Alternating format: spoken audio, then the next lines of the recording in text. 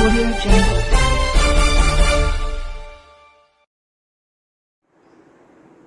नमस्कार, आप देख रहे हैं मशाल न्यूज, जन जन की आवाज आफ्ताब इरफान के साथ। कांग्रेस के पदाधिकारी व जनप्रतिनिधियों के लिए संवाद कार्यक्रम का आयोजन पनिहारी गार्डन में किया गया, जिसमें प्रत्याशी वैभव गहलोत, उनके पिता पूर्व मुख्यमंत्री अशोक गहलोत व सिरोही व जालोर के कई जनप्रतिनिधि व पदाधिकारी मौजूद थे। आइए इस अवसर पर क्या बोले पूर्व मुख्यमंत्री अशोक गहलोत, प्रत्याशी वैभव गहलोत और पूर्व विधायक संयम लोढ़ा। जरूरी है, सरकार नहीं बनने वाली। हर गांव में लोग अभी से कहने लग गए हैं, लोग आश्चर्य वर्ग सरकार बनी कैसे नहीं।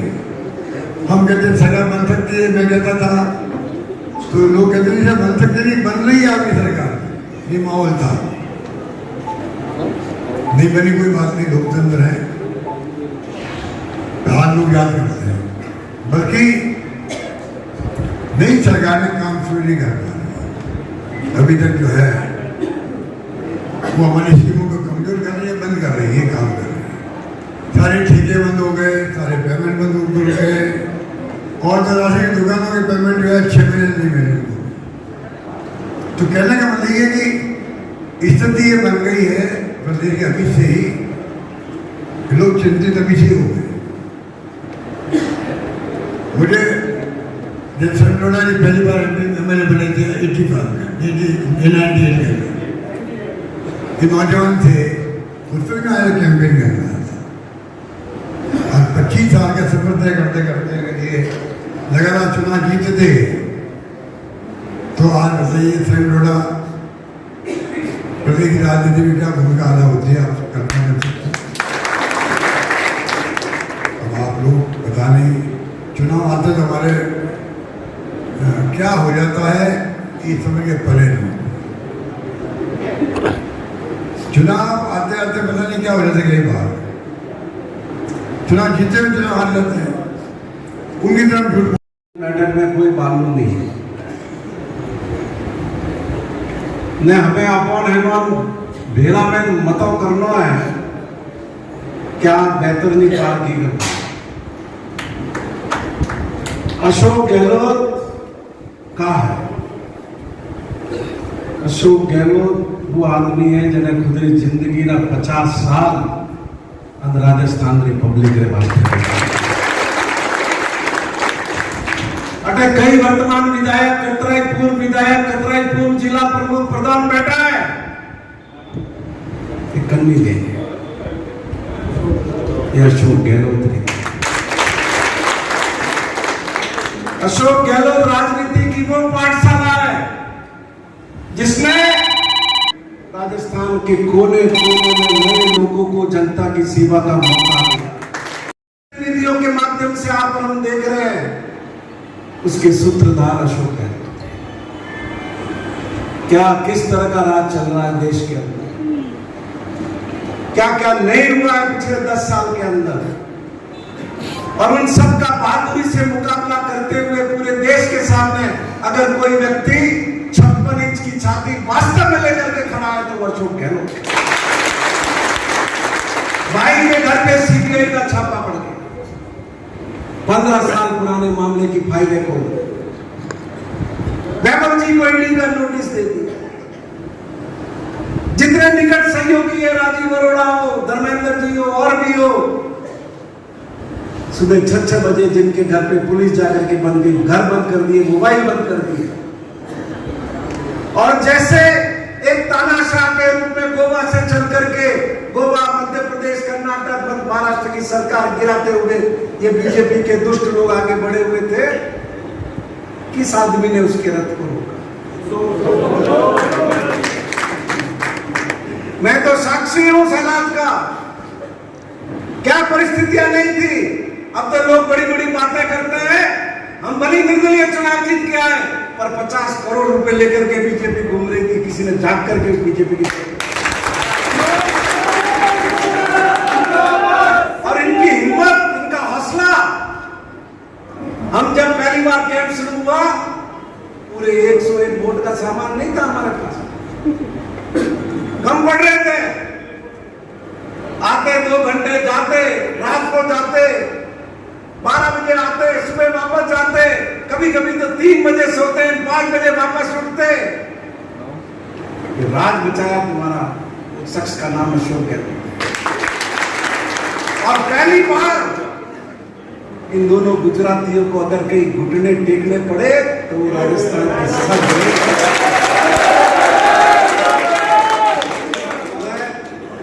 आज मेरी जीवटता कटा तो रात दाबारू दिमाग में डर आ ले रही हो, रात गाना हो रही बारह के लिए मन कह रहे अरे सही गाना सुनो। ये होता है हौसला, ये होती है फौलाद, ये होती है हिम्मत।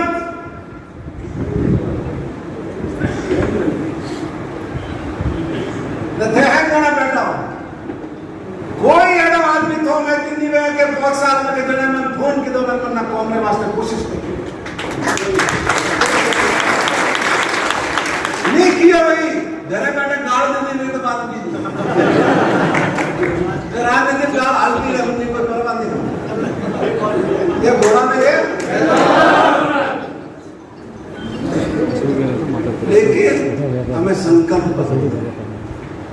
मैं तो चाहता था कि अशोक जी खुद लड़े, मैंने आपसे भी कहा, मैंने दिल्ली में भी कहा, पर कुदरत योग वैभव जी का वकील जब मने काटा का एक तो मोदी भाई ये बार किया कि मैं रेलजर में जमीन दे रही SC ST वालों में कोई योग बड़ी तो कि एक रफटे एक जमीन अलॉट बेगो की थी मैं उनको फायदा मिली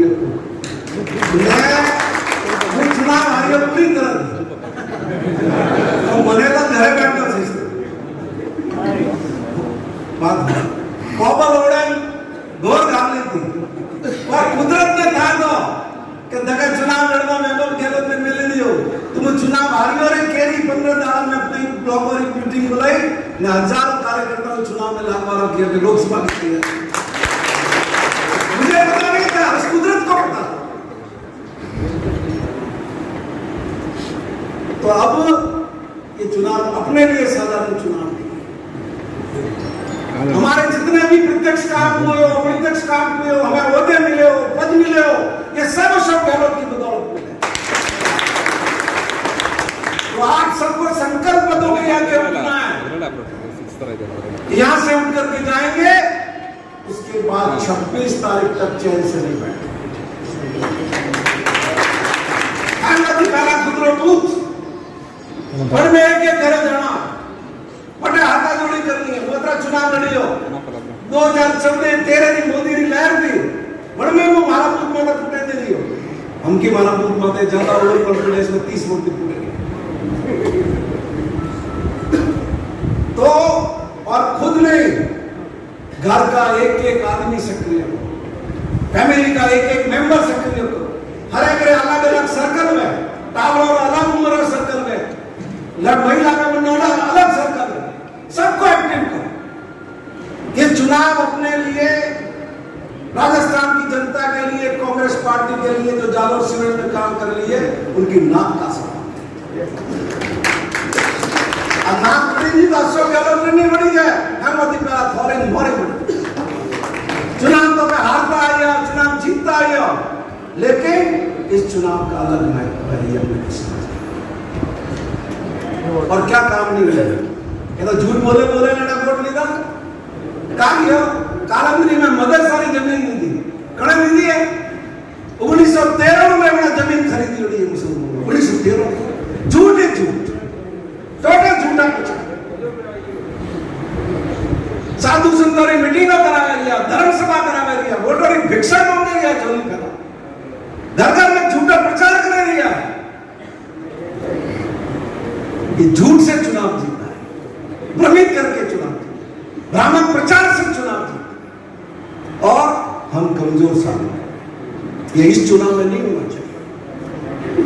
संसदीय क्षेत्र से लड़ूं, मुझे खुशी है कि 2024 के इस संसदीय चुनाव में कांग्रेस हाईकमान ने मुझे आप सबके बीच में भेजा है और मुझे पूर्ण विश्वास है कि